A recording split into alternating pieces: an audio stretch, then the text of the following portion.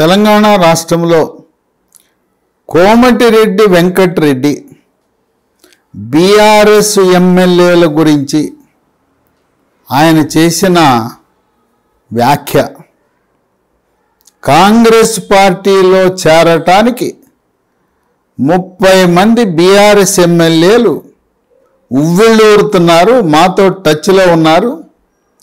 త్వరలో BRS party ముక్కలు చెక్కలై ప్రతిపక్ష హోదాను కూడా కోల్పోయే పరిస్థితి వస్తుందని ఆయన ప్రజావాణి నిర్వహిస్తూ నల్గొండ సొంత జిల్లాలో ఈ చేసిన ప్రకటన రాజకీయ ప్రకంపనలను సృష్టిస్తూ ఉంది. ఇదిలా ఉంటే రేణుకా చౌదరి మాజీ కేంద్ర మంత్రి, ఆమె కూడా మాతో 16 మంది బీఆర్ఎస్ ఎమ్మెల్యేలు టచ్లో ఉన్నారని ఆమె చేసిన వ్యాఖ్య. వీళ్ళిద్దరూ ఇలా అంటుంటే మరోపక్క మెదక్ జిల్లాకు చెందిన 4 ఎమ్మెల్యేలు వచ్చి ముఖ్యమంత్రి రేవంత్ రెడ్డి యొక్క ఇంటర్వ్యూ తీసుకుని సమయం తీసుకుని ముఖ్యమంత్రి రేవంత్ రెడ్డిని కలవటం అనేది రాజకీయ వర్గాల్లో కలకలం సృష్టించింది. ఎవరు కలిసిందంటే పటాన్చెరు శాసనసభ్యుడు గూడెం మహిపాల్ రెడ్డి, దుబ్బాక శాసనసభ్యుడు కొత్త ప్రభాకర్ రెడ్డి, నర్సాపూర్ శాసనసభ్యురాలు మాజీ మంత్రి సునీత లక్ష్మారెడ్డి, జహీరాబాద్ శాసనసభ్యుడు మాణిక్యరావు. ఈ 4 కూడా రేవంత్ రెడ్డితో కలవటం, ఈ 4తో రేవంత్ రెడ్డి దిగిన ఫోటో సోషల్ మీడియాలో, ఎలక్ట్రానిక్ మీడియాలో, పత్రికల్లో వైరల్ అవ్వటం, ఇది త్వరలో ఈ 4 ఎమ్మెల్యేలే కాక వారితో పాటు మరికొంతమంది బీఆర్ఎస్ ఎమ్మెల్యేలు కాంగ్రెస్ పార్టీలో చేరే అవకాశం ఉందని చెప్పి social media, print media, electronic media కోడి కూస్తూ ఉంది. వీళ్ళు చెప్పిన ఎందుకు కలిశారు ముఖ్యమంత్రిని అంటే వాళ్ళు చెప్పిన సమాధానం, మాకు ప్రోటోకాల్ అమలు కావటం లేదు, తర్వాత మాకు నియోజకవర్గాల్లో తిరిగేటప్పుడు ఎస్కార్ట్ ఇవ్వటం లేదు, అందువల్ల రేవంత్ రెడ్డిని కలిశాము, ముఖ్యమంత్రిని కలిశామని. ఇంకోటి ఏంటంటే కొత్త ప్రభాకర్ రెడ్డిపై ఎన్నికల సమయంలో కత్తితో దాడి చేశారు కనుక ఆయనకి సాధారణంగా శాసనసభ్యులకి ఇచ్చే భద్రతకు రెట్టింపు భద్రత ఆయనకు అవసరం, మా మాట ఎవరూ పట్టించుకోవటం లేదు. మరి సభలు సమావేశాలు అధికార పార్టీకి చెందిన నాయకులు ప్రోటోకాల్ పాటించకుండా గవర్నమెంట్ కార్యక్రమాలలో వాళ్ళే నిర్వహించటం, శాసనసభ్యులకు కనీస మర్యాద ఇవ్వకుండా మమ్మల్ని అవమానపరుస్తున్నానని ఫిర్యాదు చేయటానికి వచ్చామన్నారు. దీనికి ప్రజలు సోషల్ మీడియాలో, ఎలక్ట్రానిక్ మీడియాలో ఈ ప్రోటోకాల్ అంటే అది కాపాడవలసింది సభ్యుల యొక్క, శాసనసభ్యుల హక్కులను కాపాడవలసింది శాసనసభాధిపతి గడ్డం ప్రసాద్ కుమార్. ఆయన శాసనసభ్యుల యొక్క హక్కులు, వాళ్ళ గౌరవము, ప్రోటోకాలు, వాళ్ళ యొక్క ప్రాణాలు కాపాడవలసిన బాధ్యత స్పీకర్ది. స్పీకరు డీజీపీకి ఆర్డర్ వేయచ్చు, అభ్యర్థన కాదు. స్పీకరు కొత్త ప్రభాకర్ రెడ్డికి రెట్టింపు భద్రత ఇవ్వండి అంటే ఇవ్వాల్సిందే. అట్లాగే ప్రోటోకాల్ పాటించని జిల్లా కలెక్టరు, జిల్లా ఎస్పీ, ఆ రాష్ట్ర ప్రభుత్వంలో పనిచేసే ఉన్నతాధికారులపై చర్య తీసుకునే హక్కు స్పీకర్కు ఉంది. కనుక పరిష్కారం స్పీకరు, శాసనసభ కార్యాలయం, ప్రోటోకాలు, దానికి ఒక కమిటీనే ఉంది. ఎవరైనా కూడా శాసనసభ్యుడిని అవమానపరిచినా సముచిత రీతిలో గౌరవించకపోయినా పత్రికలు ముద్రించేటప్పుడు ఆహ్వాన పత్రికల ముద్రణలో కానీ శిలాఫలకాలు అక్కడ ప్రోటోకాల్ ప్రకారం పేర్లు రాయాలి. అవన్నీ ఉల్లంఘనకు జరిగితే అధికారులను శిక్షించే హక్కు శాసనసభ స్పీకర్కు ఉంది. అది కాకపోయినా ఈ ఎస్కార్ట్ ఇవ్వటం లేదు, మాకు రెట్టింపు భద్రత కొత్త ప్రభాకర్ రెడ్డి కావాలంటే జిల్లా ఎస్పీ ఉన్నాడు, ఇంటెలిజెన్స్ డీజీపీ ఉన్నాడు, లేదు డైరెక్టర్ జనరల్ ఆఫ్ పోలీస్కి వీళ్ళు శాసనసభ పక్ష నేత ద్వారా కేసీఆర్ అస్వస్థతతో ఉన్నా కేటీఆర్ ఒక లెటర్ పెడితే వెంటనే పని అయిపోతుంది. దాన్ని ఏదో సాకుగా పెట్టుకుని ఇవన్నీ చిన్న చిన్న విషయాలు పరిష్కారము శాసనసభాధిపతి దగ్గర ఉన్నా త్వరలో బీఆర్ఎస్ పార్టీని వీడి కాంగ్రెస్ పార్టీలో చేరదామనే ఆలోచనతోనే రేవంత్ రెడ్డిని కలిసి మాట్లాడుకున్నారని విస్తృతంగా తెలంగాణ రాష్ట్ర ప్రజలు తెలుగు వారందరూ కూడా భావిస్తున్నారు. వీళ్ళు ఎన్ని ఖండనలు ఇచ్చినా ఎవరు నమ్మే పరిస్థితి లేదు. 39 మంది శాసనసభ్యులు గెలిస్తే బీఆర్ఎస్కి ఈ నలుగురేనా? ప్రతిపక్ష పార్టీలో ఉండే ఎమ్మెల్యేలకు నిధులు కేటాయించటం జరగదు. ఇప్పుడు వీళ్ళు బీఆర్ఎస్ వాళ్ళు అధికారంలో ఉన్నప్పుడు ప్రతిపక్ష ఎమ్మెల్యేలు ఉన్న నియోజకవర్గాలకు నిధులు కేటాయించాల. మరి అది సహజం. అప్పుల కుప్పలో ఉన్న తెలంగాణ నిధుల కొరతతో సతమతమవుతుంటే 6 గ్యారెంటీలు అమలు చేయలేని పరిస్థితిలో మా నియోజకవర్గాల అభివృద్ధి కోసం వచ్చామంటే ఎవరు నమ్మే పరిస్థితిలో లేదని విశ్లేషకులు భావిస్తున్నారు. ఇక వీళ్ళు అభివృద్ధి అంటే గూడెం మహిపాల్ రెడ్డి, ఆయన పటాన్చెరు శాసనసభ్యుడు. ఆయన కోరిక ఏంటి? ఇప్పటి వరకు మియాపూర్ వరకే పరిమితమైన మెట్రో అది BHEL దాటి పటాన్చెరు వరకు ఈ మెట్రో విస్తరణ జరిగితే అది ఆయన వల్ల జరిగింది. ఇక ఆయన శాశ్వతంగా ఆయన కుటుంబం రాజకీయాల్లో స్థిరంగా మహిపాల్ రెడ్డి వల్లనే ఈ మెట్రో వచ్చిందని రోజు మాట్లాడుకుంటారని ఆయన సంకల్పం. ఇక సునీతా లక్ష్మారెడ్డి ఆమె కాంగ్రెస్ మనిషి. ఆమె మొత్తము ఆమె రాజకీయ చరిత్ర అంతా కాంగ్రెస్.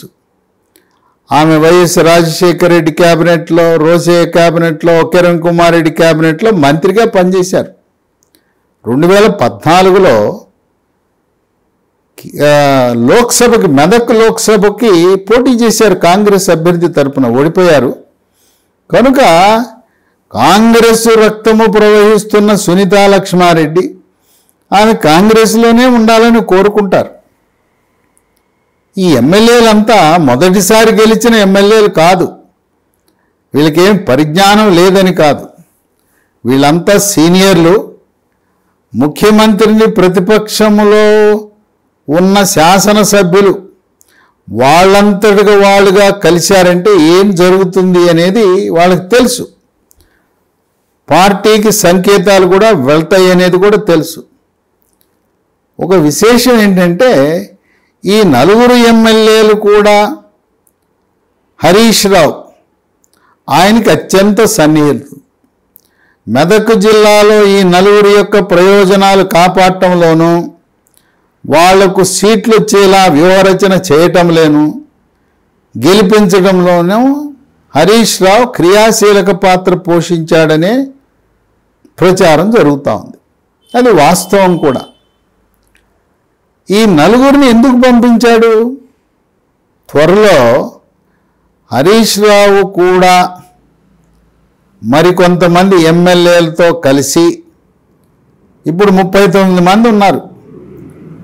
13 మంది ఎమ్మెల్యేలు వేరుకుంపడి పెట్టుకుని మేము బీఆర్ఎస్ పార్టీని వీడుతున్నామంటే ఈ పార్టీ ఫిరాయింపు చట్ట పరిధిలో కూడా రారు. కనుక ఈ 4తో ప్రారంభమై మరికొంతమంది కూడా ఉన్నారు. ఈ టీంకి హరీష్ రావు నాయకత్వం వహిస్తాడనే ఊహాగానాలు కూడా ఉన్నాయి. దానికి ఒక కారణం కూడా ఉంది.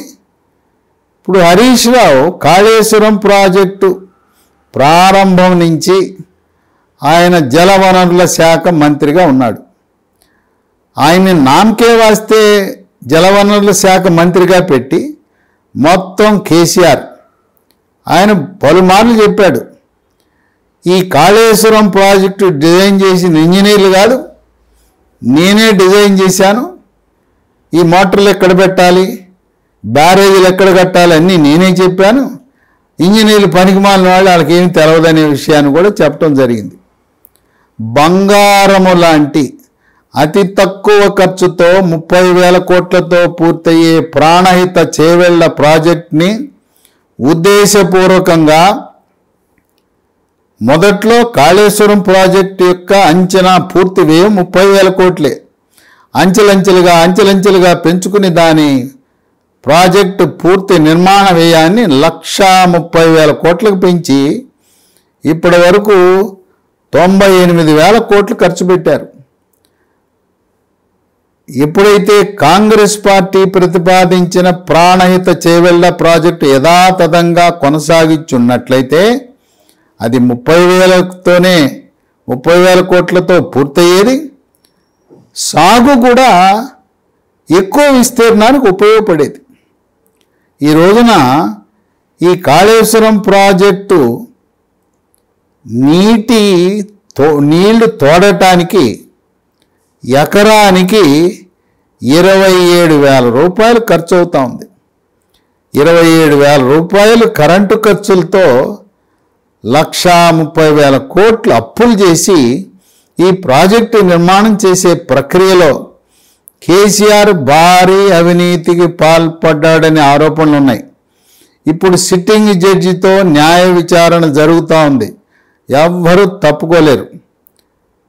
కేసీఆర్ ముందు హరీష్ రావు నోరెత్తడు, మామ చెప్పిన మాట జవదాటడు. అందువల్ల మామ చెప్పిన విధంగా ఆయన ఏదో మంత్రిగా ఉంటూ ఆయన అడుగుజాడల్లో నడిచాడు కనుక ఇప్పుడు విచారణలో మంత్రి ఆయన మెడకు చుట్టుకుంటుంది ఉచ్చు. ఇప్పుడు కాంగ్రెస్ పార్టీలో కొంతమంది ఎమ్మెల్యేలతో తనొచ్చి ఈ న్యాయ విచారణలో అప్రూవర్గా మారితే ఏ విధంగా ఢిల్లీ లిక్కర్ కుంభకోణం కేసులో కవిత అండ్ కంపెనీ 100 కోట్లు ఢిల్లీ ముఖ్యమంత్రి కేజ్రీవాల్కి ఆమ్ ఆద్మీ పార్టీకి అక్కడ లంచం ఇచ్చారో దాంట్లో ఒక్కొక్కరుగా అందరూ అప్రూవర్లుగా మారిపోయారు. మేము మీ కేసుకు సహకరిస్తాం, మమ్మల్ని వదిలేయండి, మమ్మల్ని అరెస్ట్ చేయొద్దని చెప్పారు. చాలా తెలివిగా బయటపడిపోయారు. ఆ విధంగా హరీష్ రావు అప్రూవర్గా మారి తన మెడకు చుట్టుకోకుండా తను కాపాడుకోవటానికి పూర్తిగా చేసిందంతా కేసీఆర్ కనుక శిక్ష కేసీఆర్కి పడాలి. కేసీఆర్ పొరపాటున నాకేం తెలియదు, మంత్రి హరీష్ రావు అంతా అతనే చూసుకున్నాడు, అతన్ని అడగండి అని ఆయన ఏదైనా పూర్తి ఈ భారం అంతా కూడా అవినీతి అంతా కూడా హరీష్ రావు మీద నెట్టాడనే అనుమానాలు కూడా ఉన్నాయి. అందువల్ల ఈ 4 ఎమ్మెల్యేలను పంపే ప్రక్రియ వెనక హరీష్ రావు హస్తం కూడా ఉందని షికార్లు చేస్తున్నాయి. ఈ పార్టీలో బీఆర్ఎస్ పార్టీలో కొనసాగితే హరీష్ రావు ఆయన ఇప్పటికే 4వ స్థానానికి నెట్టివేయబడ్డాడు. 1 కేసీఆర్, 2 కేటీఆర్, 3 కవిత. కవిత అంటే ముద్దుల కుమార్తె, కేసీఆర్కి అమితమైన ప్రేమ. ఇక్కడ 4వ స్థానానికి నెట్టివేయబడ్డాడు. పార్టీ అధికారంలో లేదు. ఇది ఒక కుటుంబ పార్టీ, ప్రాంతీయ పార్టీ. ఇప్పుడు ఓరాఓరి కాంగ్రెస్ బీజేపీ తెలంగాణ రాష్ట్రంలో వాళ్ళ బలాన్ని పెంచుకోవాలనే తరుణంలో ప్రస్తుతం బీఆర్ఎస్ పార్టీ యొక్క భవిష్యత్తు ప్రశ్నార్థకమే. మార్చి ఏప్రిల్లో జరగబోయే లోక్సభ ఎన్నికల్లో కూడా బీఆర్ఎస్ పార్టీ కొంతమంది ఒక్క సీటు కూడా గెలవదని జోష్యము చెప్తున్నారు. సింహభాగం సీట్లు 10 కంటే ఎక్కువ సీట్లు రామ్ జన్మభూమి ప్రభావం వల్ల 10వ 12వ భారతీయ జనతా పార్టీ గెలుచుకుంటుంది. ఒక 3-4 సీట్లు కాంగ్రెస్ గెలుచుకుంటుంది. బీఆర్ఎస్ పార్టీకి 0, ఒక్క సీటు కూడా లోక్సభలో గెలవదు. ఎంఐఎం వాళ్ళు 1 సీటు గెలుస్తారని ప్రచారం ఉన్నది. అందువల్ల దీంట్లో హరీష్ రావు హస్తము కూడా ఉన్నది అనేది కొన్ని పత్రికలు, ఛానల్స్, సోషల్ మీడియాలో విస్తృతంగా చర్చ జరుగుతూ ఉంది. ఈ నలుగురితో పాటు 2014లో తెలుగుదేశం పార్టీ సైకిల్ గుర్తుపై గెలిచి రేవంత్ రెడ్డితో శాసనసభలో కలిసి పనిచేసిన ఆనాటి 15 మంది, వాళ్ళలో ఇప్పుడు 7గురు బీఆర్ఎస్ పార్టీ తరపున శాసనసభ్యులుగా ప్రాతినిధ్యం వహిస్తున్నారు. వాళ్ళ 7గురితో కూడా రేవంత్ రెడ్డికి సన్నిహిత సంబంధాలు ఉన్నాయి. ఈ 7గురు ఎవరంటే కుత్బుల్లాపూర్ కేపీ వివేకానంద, కూకట్పల్లి మాధవరం కృష్ణారావు, రాజేంద్ర నగర్ ప్రకాష్ గౌడ్. ఈ ప్రకాష్ గౌడ్ విషయంలో పొన్నం ప్రభాకర్ స్వామిగౌడ్ ఇంటికి వెళ్ళి స్వామిగౌడ్ని తీసుకుని ప్రకాష్ గౌడ్ ఇంటికి వెళ్ళి మంతనాలు జరపడం, మానసికంగా ప్రకాష్ గౌడ్ని బీఆర్ఎస్ వీడి కాంగ్రెస్లో చేర్చడానికి ఆయన్ని రంగం సిద్ధం చేశారని వార్తలు గుప్పుమన్నాయి. శేరిలింగంపల్లి అరికెపూడి గాంధీ, జూబ్లీహిల్స్ మాగంటి గోపీనాథ్, సనత్ నగర్ తలసాని శ్రీనివాస యాదవ్. తలసాని శ్రీనివాస యాదవ్ ఈ 6 హామీల్లో 2 హామీలు అమలైన సందర్భంగా ఆర్టీసీ బస్సుల్లో మహిళలకు ఉచిత ప్రయాణము, ఆరోగ్యశ్రీ పరిమితి 10 లక్షలకు పెంపు, ఆ 2 కార్యక్రమాల్లో కూడా బీఆర్ఎస్ పార్టీ తరపున అధికార పార్టీ ఎమ్మెల్యేలతో సమానంగా ఈ 2 హామీల అమలు డిసెంబర్ 9న ఉత్సాహంగా ఉల్లాసంగా ఆయన పాల్గొని ప్రభుత్వం యొక్క కార్యక్రమాలకు మద్దతు తెలిపి ఆయన ఏ విధంగా తెలుగుదేశం పార్టీలో ఉండగా ఆనాడు కేసీఆర్ ముఖ్యమంత్రిగా ఉండి టీఆర్ఎస్లోకి ఆహ్వానించి టీడీపీ మీద గెలిచి సైకిల్ మీద గెలిచి టీఆర్ఎస్ పార్టీలో మంత్రిగా కొనసాగించాడు. 2014 నుంచి 2018 వరకు ఆయన సైకిల్ గుర్తుపై ఉంటూ మంత్రిగా కొనసాగాడు. ఇప్పుడు కూడా కారు పార్టీపై కొనసాగుతూ మళ్ళీ అట్లాంటి లక్కీ ఛాన్స్ మంత్రిగా అవకాశం దొరుకుతుందా అని వేచి చూస్తున్నాడు. ఎందుకంటే నగరంలో కాంగ్రెస్ పార్టీ 0. చివరికి రేవంత్ రెడ్డి ప్రాతినిధ్యం వహిస్తున్న మల్కాజిగిరి పార్లమెంటు పరిధిలో కాంగ్రెస్ పార్టీ కార్పొరేషన్ ఎన్నికల్లో 2020 ఎన్నికల్లో 150 డివిజన్లకు గాను 2 డివిజన్లే గెలిచింది. ఆ మల్కాజిగిరి ప్రాంతంలో ఉండే డివిజన్లు కూడా గెలవల. 23 నవంబర్ 30న జరిగిన శాసనసభ ఎన్నికల్లో రేవంత్ రెడ్డి పార్లమెంటు పరిధిలో ఉన్న 7 శాసనసభ సీట్లలో ఒక్కటి కూడా కాంగ్రెస్ విజయం సాధించల. చెప్పాలంటే కాంగ్రెస్ పార్టీకి గ్రేటర్ హైదరాబాద్ నగరంలో అడ్రస్ లేదు, ఉనికి లేదు, నాయకత్వం లేదు. అటువంటి తరుణంలో తలసాని శ్రీనివాస యాదవ్ ఒక బలమైన బీసీ సామాజిక వర్గానికి చెందినవాడు, అనుభవజ్ఞుడు. అటువంటి వ్యక్తికి మంత్రి పదవి ఇచ్చి పార్టీ ఉనికిని కాపాడుకోవటానికి 2025లో జరగబోయే కార్పొరేషన్ ఎన్నికల్లో గౌరవప్రదమైన సీట్లు పొందటానికి ఆయన్ని తీసుకుంటే క్యాబినెట్లోకి ఎలా ఉంటుందనే ఆలోచన కాంగ్రెస్ హైకమాండ్కు ఉంది. తలసాని శ్రీనివాస్ యాదవ్ ఆయన్ని కాంగ్రెస్ వాళ్ళు ఆహ్వానిస్తే తప్పకుండా మంత్రివర్గంలో స్థానం కల్పిస్తానంటే ఆనందంగా ఆయన పార్టీ మారటానికి సిద్ధంగా ఉంటాడు. ఆయన ఉంటే ఆయనతో పాటు ఉన్న పాత బ్యాచ్ 7 శాసనసభ్యులు కూడా ఆనందంగా ఆయనతో జట్టు కలిపి పార్టీ మారటానికి సిద్ధమవుతారు. ఏముంది, ఒకసారి తెలుగుదేశం నుంచి టీఆర్ఎస్కి వచ్చారు, అది రెండో పార్టీ. ప్రజా ప్రయోజనాల దృష్ట్యా, నియోజకవర్గాల అభివృద్ధి దృష్ట్యా పనులు కావాలంటే పార్టీ మారాలి, అధికార పార్టీకి అనుకూలంగా ఉండాలి. అందుకని మళ్ళీ మూడో పార్టీకి వస్తారు, కాంగ్రెస్ పార్టీ. అయినా కాంగ్రెస్ పార్టీలో ఉన్నది అత్యంత సన్నిహితుడు, సైకిల్ పార్టీతో రాజకీయం ప్రారంభించిన రేవంత్ రెడ్డి కనుక ఈ 7 కూడా ఇంకా ఉత్సాహంగా రావడానికి సిద్ధపడతారు. 7వ అభ్యర్థి ఆమె దివంగత నేత కంటోన్మెంట్ సాయన్న కుమార్తె లాస్య నందిత. ఆమె కార్పొరేటర్గా పోటీ చేసి ఓడిపోయింది. అటువంటి ఆమెను తలసాని శ్రీనివాస్ యాదవ్ ప్రతిష్టాత్మకంగా తీసుకుని కంటోన్మెంట్లో గెలిపించాడు. ఈ 7 మెదక్ జిల్లా నుంచి వచ్చిన 4 11 మంది, ఇంకొక 2 కలిస్తే 13 మంది అవుతారు. 3వ వంతు 39లో 3వ వంతు.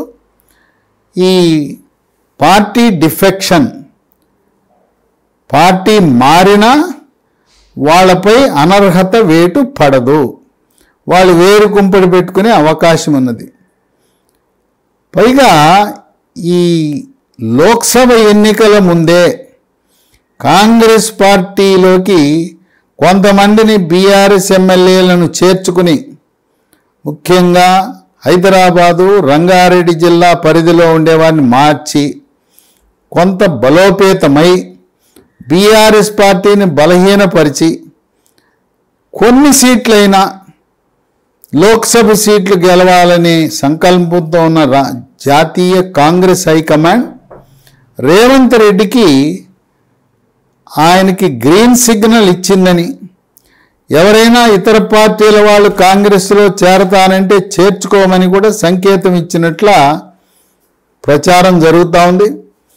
ఎందుకంటే తుమ్మితే ఊడిపోయే ముక్కుల 64 మందే ఉన్నారు.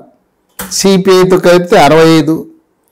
ఆ సిపిఐ వాళ్ళకి, ఆ కామ్రేడ్లకి ఎప్పుడు కోపం వస్తుందో తెలియదు కనుక 64 అంటే మరి 5 ఎవరికైనా కోపం వచ్చినా, వాళ్ళ పనులు జరగకపోయినా, పదవులు ఇవ్వకపోయినా, కాంట్రాక్ట్లు ఇవ్వకపోయినా వాళ్ళు అలిగారంటే ప్రభుత్వం సంక్షోభంలో పడుతుంది. దాన్ని కేసీఆర్ అవకాశంగా తీసుకునే పరిస్థితి వస్తుంది. అందువల్ల స్వదేశీ విదేశీ పెట్టుబడులు రావాలన్నా, ఎవరైనా కాంగ్రెస్ ఎమ్మెల్యేలకు అలకపోనినా, కోపం వచ్చినా, వాళ్ళ బెదిరింపులకు లొంగకుండా ఉండాలంటే స్థిరమైన ప్రభుత్వం అంటే ఒక 70 పైగా ఎమ్మెల్యేలు ఉండాలి, 80 మంది ఎమ్మెల్యేలు ఉండాలి. కేసీఆర్ ఏ విధంగా 2014లో ఆయనకు వచ్చింది, టీఆర్ఎస్ పార్టీ తరఫున గెలిచిన ఎమ్మెల్యేలు 63. పార్టీని బలోపేతం చేసుకోవాలి, స్థిరమైన ప్రభుత్వాన్ని ఏర్పరచాలని 15 మంది తెలుగుదేశం ఎమ్మెల్యేలను చేర్చుకున్నాడు. రెండవసారి 2018లో 88 మంది టీఆర్ఎస్ ఎమ్మెల్యేలు గెలిచిన 16 మంది ఎమ్మెల్యేలను, 12 మంది కాంగ్రెస్ ఎమ్మెల్యేలను, 2 తెలుగుదేశం, 2 ఇండిపెండెంట్లీ 16 మందిని చేర్చుకుని 104 మందితో ఒక పక్క స్థిరమైన ప్రభుత్వం, రెండో పక్క శాసనసభలో నోరెత్తేవాడు ఉండకూడదు, ప్రతిపక్షం అంటూ ఉండకూడదు, ఏకచిత్రాధిపత్యం. కనుక అదే ఫార్ములాతో నీవు నేర్పిన విద్యయే నిరజాక్ష అని కేసీఆర్ తన పాఠాన్ని తనకే గుణపాఠం చెప్పే విధంగా కాంగ్రెస్ హైకమాండ్ రేవంత్ రెడ్డికి వచ్చిన వాళ్ళనన్నింటినీ ఇతర పార్టీలలోకి చేర్చుకోమని గ్రీన్ సిగ్నల్, పచ్చ జెండా ఊపినట్టుగా సమాచారం ఉంది. కనుక త్వరలో 13 మంది అయితే సులభంగా పార్టీ మారచ్చు. 39లో కోమటిరెడ్డి వెంకటరెడ్డి చెప్పిన విధంగా అధికారము లేకపోతే గ్రామంలో ఉండే చిన్న అధికారి, విఆర్ఓ స్థాయి అధికారి, లేదు పంచాయతీ ఆఫీసులు ఉండే గుమాస్తా కూడా ఎమ్మెల్యేలను లెక్కబెట్టే పరిస్థితి లేదు. అందువల్ల ఎమ్మెల్యేలు వాళ్ళ ప్రోటోకాలు పనులు జరగాలన్నా గౌరవం పొందాలన్నా అధికార పార్టీలోకి మారకపోతే ప్రయోజనం లేదు. అందువల్ల చివరికి కుటుంబ సభ్యులు మాత్రమే బీఆర్ఎస్లో మిగిలి మొత్తం పార్టీ ఖాళీ అయిపోయినా ఆశ్చర్యం లేదని విశ్లేషకులు భావిస్తున్నారు. ఏ విధంగా తెలుగుదేశం పార్టీని కేసీఆర్ ఖాళీ చేశాడో, రేవంత్ రెడ్డి తనని జైలులో పెట్టాడనే కక్ష దాన్ని తీర్చుకోవటం కోసం బీఆర్ఎస్ పార్టీని కూడా పూర్తిగా ఖాళీ చేయించి భవిష్యత్తులో రెండే పార్టీల మధ్య పోటీ, బీజేపీ కాంగ్రెస్. బీఆర్ఎస్ పార్టీ పూర్తిగా ఉనికి కోల్పోయేలా అవసరమైతే హరీష్ రావుని ప్రోత్సహించి హరీష్ రావుకి సముచిత స్థానం ఇచ్చి పార్టీ మారితే హరీష్ రావును కూడా క్యాబినెట్లోకి తీసుకున్న ఆశ్చర్యం లేదు. ఈ ఎమ్మెల్యేలు పార్టీ మారితే హరీష్ రావు ఒకడు, తలసాని శ్రీనివాస్ యాదవ్ వీళ్ళిద్దరూ మరొకరికి ముగ్గురికి అవకాశం కల్పించాలనే ఆలోచనలో హైకమాండ్ ఉన్నట్టు సమాచారం ఉంది. ఇంకోటి ఏంటంటే రాజ్యసభ ఎన్నికలు జరుగుతూ ఉన్నాయి. ఫిబ్రవరిలో నోటిఫికేషన్ వస్తుంది. ప్రస్తుతం ముగ్గురు బీఆర్ఎస్ రాజ్యసభ సభ్యులు పదవీ కాలం పూర్తి చేసుకున్నారు. గ్రానైట్ రవి, గాయత్రి రవి, వద్దిరాజు రవిచంద్ర, ఆయనతో పాటు నల్గొండ జిల్లాకు చెందిన బడుగు లింగయ్య యాదవ్, మూడో వ్యక్తి జోగినపల్లి సంతోష్ కుమార్.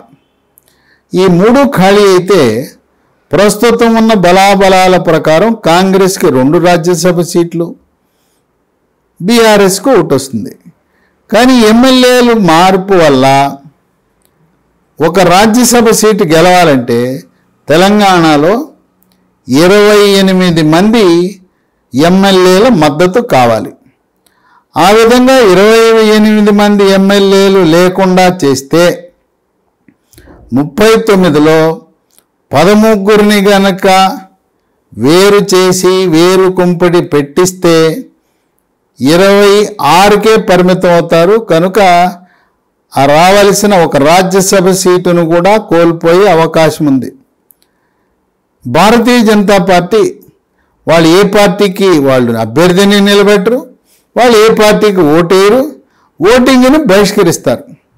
ఇంకొక ఆసక్తికరమైన పరిణామం, ఇప్పటి వరకు MIM party, car party, BRS చట్టా పట్టాలు వేసుకొని తిరుగుతూ ఉన్నాయి. ఒక రహస్య ఒప్పందం కాంగ్రెస్కి ఎంఐఎంకి కుదిరిందని వార్తలు వస్తున్నాయి. అందుకే ప్రోటెం స్పీకర్గా జూనియర్గా ఉన్న అక్బరుద్దీన్ ఓవైసీని ప్రోటెం స్పీకర్గా పెట్టారు. ఆయనకంటే సీనియర్లు ఉన్నారు. మరి పోచారం శ్రీనివాసరెడ్డి ఆయనకంటే సీనియర్, లోక్సభ స్పీకర్గా పనిచేశాడు. ఆయన్ని కాదని ఇతనికి ఇవ్వటంలో వ్యూహం ఏంటంటే త్వరలో ఎంఐఎం పార్టీ ఏ విధంగా బీఆర్ఎస్ పార్టీకి మద్దతు ఇచ్చారో బయట నుంచి మద్దతు ఇస్తారని, వాళ్ళు గెలిచిన 7 సీట్లు కూడా కాంగ్రెస్ పార్టీకి అనుకూలంగా ఉంటాయని వ్యూహరచన చేస్తున్నారు. ఎందుకంటే మొట్టమొదటిసారిగా 2023 ఎన్నికల్లో భారతీయ జనతా పార్టీ ఈ ఎంఐఎం గెలిచిన 7 స్థానాల్లో కూడా 3 చెరువులు నీళ్లు తాగిచ్చింది. ఒకానొక దశలో 3 నియోజకవర్గాల్లో బీజేపీ ముందంజలో ఉంది. ఇప్పుడు గెలిచిన 2023 ఎన్నికల్లో సావు తప్పి కనులట్టపోయిన చందాన స్వల్ప మెజారిటీతో ఈ 7 శాసనసభ ఎన్నికల్లో ఎంఐఎం కొంచెం మెజారిటీతో గెలిచారు. ఇది ఇలా ఉంటే రామ్ జన్మభూమి దెబ్బకు రాబోయే కాలంలో 7 కూడా హిందుత్వ నినాదంతో బీజేపీ పాగా వేసిన ఆశ్చర్యం లేదని విశ్లేషకులు భావిస్తున్నారు. దాని ప్రభావం లోక్సభపై కూడా ఉంటుంది. 2029 నియోజకవర్గాల పునర్విభజన సందర్భంగా హైదరాబాదు పార్లమెంట్లో మరో 2 నియోజకవర్గాలు కలవబోతున్నాయి. భవిష్యత్తులో ప్రధానమంత్రి మోదీ మూడవసారి, ఆయన తర్వాత యోగి ప్రధానమంత్రిగా ఉన్న తరుణం ఎంఐఎం పార్టీ ఉనికిని కోల్పోతామనే భయంతో ముందస్తుగానే ఎలాగో కారు పని అయిపోయింది, కారు టైర్ పంక్చర్ అయింది, కారు ఇంజిన్ చెడిపోయింది, కారు షెడ్కి వెళ్ళింది. ఆ షెడ్కి వెళ్ళిన కారు మళ్ళీ బయటికి ఎప్పుడు వస్తుందో తెలియదు కనుక ఇప్పుడు అస్తంగూటికి చేరదామనే ఆలోచనతో దావోస్కి వెళ్తే రేవంత్ రెడ్డి దావోసులో ప్రపంచ ఆర్థిక సదస్సుకు వెళ్ళిన సమయంలో కూడా అక్కడ రహస్యంగా అక్బరుద్దీన్ ఓవైసీ రేవంత్ రెడ్డి చర్చలు జరిపి త్వరలో అధికారికంగానే ఎంఐఎం పార్టీ కాంగ్రెస్కు మద్దతిచ్చే పరిస్థితి ఉన్నది.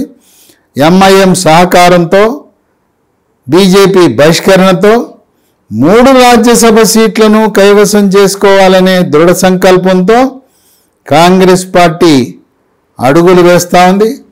ఏదేమైనా ఆ టీఆర్ఎస్ తెలంగాణ అనే పదం పార్టీలోంచి తొలగించడం వల్లనే ఈ చేటు జరిగింది అని సీనియర్ నాయకుడు కడియం శ్రీహరి కూడా బహిరంగ విమర్శన చేసిన తరుణంలో కడియం శ్రీహరి లాంటి సీనియర్ నాయకులు కూడా ప్రజలకు సేవ చేద్దాం, నియోజకవర్గ అభివృద్ధి చేద్దామనే సంకల్పంతో అలాంటి సీనియర్ నాయకులు కూడా మరి ఆయన తెలుగుదేశం నుంచి టీఆర్ఎస్కి వచ్చాడు కనుక ఈ టీఆర్ఎస్లో ఉన్న తెలుగుదేశం బృందంతో పాటు కడియం శ్రీహరి లాంటి సీనియర్ నాయకులు కూడా కాంగ్రెస్ పార్టీలో వాళ్ళకు అనుబంధంగా చేరినా ఆశ్చర్యం లేదని విశ్లేషకులు భావిస్తున్నారు. ఏదేమైనా సరైన వ్యూహము లోపిస్తే టీఆర్ఎస్ పార్టీకి రావలసిన ఆ ఒక్క రాజ్యసభ సీటు కూడా రాదు. కాంగ్రెస్ వ్యూహాత్మకంగా ప్రవర్తించి ఇది రహస్య బ్యాలెట్ కనుక ఎవరు ఎక్కడ ఎవరికి వేస్తున్నారని తెలవదు. ఇది చేతులెత్తడం కాదు కనుక రహస్యంగా కొంతమంది కారు పార్టీ ఎమ్మెల్యేలతో మూడో అభ్యర్థికి గెలవాలంటే 28 మంది ఎమ్మెల్యేల మద్దతు ఉంటే సరిపోతుంది. ఆ విధంగా మొదటి దెబ్బ రాజ్యసభ సీటుని కైవసం చేసుకుందామని ఇప్పటికే 2 కాంగ్రెస్ పార్టీ 2 ఎమ్మెల్సీలను కైవసం చేసుకుంది. అదే ఊపుతో 3 రాజ్యసభ సీట్లు కైవసం చేసుకుని కారు పార్టీకి బీఆర్ఎస్ పార్టీకి కోలుకోలేని దెబ్బ కొడదామని కేసీఆర్ బాటలోనే ఆయన ఏ విధంగా కాంగ్రెస్ పార్టీ ఎమ్మెల్యేలను గోడ దూకించాడో అదేవిధంగా బీఆర్ఎస్ పార్టీ ఎమ్మెల్యేలను గోడ దూకించి కాంగ్రెస్ పార్టీలో చేర్చుకోవటానికి జాతీయ కాంగ్రెస్ హైకమాండ్ అనుమతిచ్చింది అని వార్తలు గుప్పుమంటున్న తరుణంలో ఈ 4 మెదక్ ఎమ్మెల్యేలు ముఖ్యమంత్రిని కలవటం అనేది రాజకీయ వర్గాల్లో తెలంగాణ రాష్ట్రంలోనే కాదు ప్రపంచవ్యాప్తంగా ఉండే తెలుగు వారందరూ కూడా ఇక బీఆర్ఎస్ పార్టీ మనుగడ సాగించడం కష్టతరమని భావిస్తున్నారు.